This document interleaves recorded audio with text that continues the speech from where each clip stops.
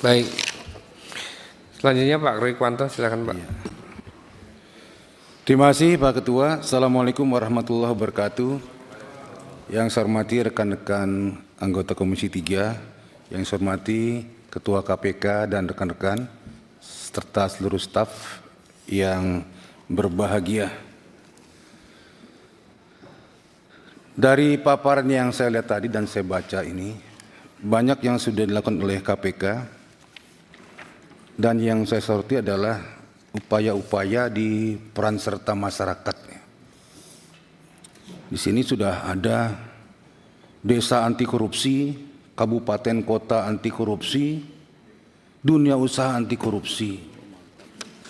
Kemudian juga ada seperti ngopi bareng anti korupsi. Kemudian kelas pemuda anti korupsi sampai keluarga anti korupsi ya. Sudah dilaksanakan semuanya. Namun demikian korupsi itu masih terjadi. Dan sepertinya kalau pengamatan kita ya dan masyarakat itu untuk turun itu masih berat turunnya ya. Masih kuat keinginan untuk menjadi korupsi itu terjadi. Ada pendapat-pendapat di luar, termasuk saya juga mendalaminya. Ini benar atau tidak, tapi perlu saya sampaikan. Mohon maaf ini, pejabat itu kementerian lembaga atau kepala daerah tidak stereotip, tidak menuduh juga. Ya, ada nuansa korupsi itu privilege, ya. Korupsi itu hak, ya. Korupsi itu milik saya gitu loh. Jadi itu wilayah saya. Dan kalian staf-staf saya, rekan-rekan mesti paham itu.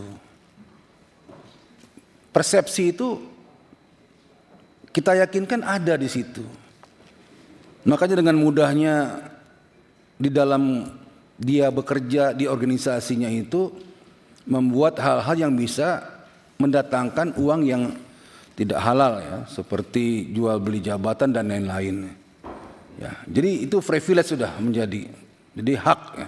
Nah ini sebab-sebabnya banyak ya.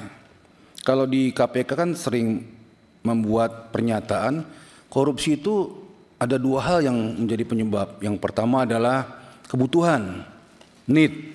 Yang kedua adalah greedy, keserakahan. Itu selalu yang tidak sampaikan. Benar itu, cuma mungkin bisa dipanjangkan lagi tentang kenapa terjadi korupsi, seperti apakah itu sudah jadi budaya kita ya. Kemudian apakah kita sudah larut di iklim yang sama untuk berkorupsi bersama-sama gitu. Jadi tidak ada lagi rasa malu di situ. Kemudian apakah itu menjadi sebuah kewajiban jabatan dimanapun dia berada.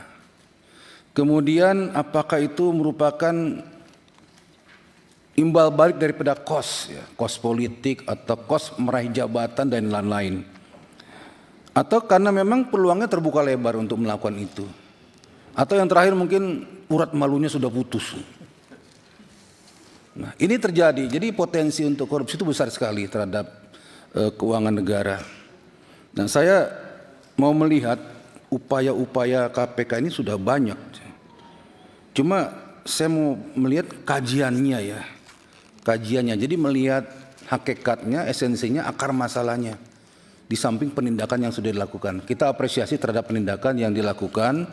Ya, apalagi belakangan ini ya, itu paling tidak membuat efek jera atau efek deteren pada mereka. Tapi ada juga yang pesimis di luar itu. Kalau ada temannya tertangkap korupsi, itu mereka cuma bilang, ah dia lagi sial aja tuh, lagi apes aja itu, goblok aja dia itu.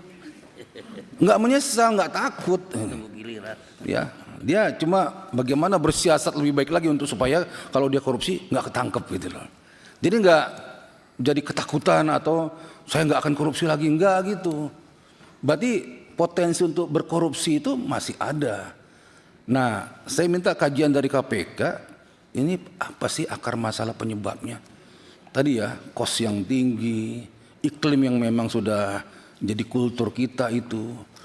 Kalau bicara kebutuhan dan keserakahan itu udah sifat manusia lah ya. Di mana-mana pasti, ini kan terpaksa Pak, saya butuh, kurang penghasilan saya, atau keserakahan. Kalau bisa kaya ya jangan tanggung Pak, 7 turunan gitu. Jadi di dadanya ada lubang, di siapapun nggak akan penuh itu. Itu kalau sudah serakah seperti itu. Nah ini saya mohon KPK bisa memberikan masukan kepada kita semua, kepada masyarakat juga. Di Indonesia itu sebenarnya akar masalah yang pokok itu apa sih? Kok korupsi itu terjadi dan terjadi dan terjadi sekali. Kalau penindakan terus nggak akan habis-habis itu. Ibarat kata orang-orang yang terdahulu, kalau cari koruptor di Indonesia itu seperti berburu di kebun binatang atau lempar batu ke belakang, itu pasti yang kena itu koruptor katanya, saking banyaknya gitu. Ya. Ini saya minta kajian saja, mudah-mudahan KPK sudah pernah membuat kajian seperti itu dan bisa mencerahkan kita semua. Terima kasih Pak Ketua. Terima kasih Pak Rikuanto.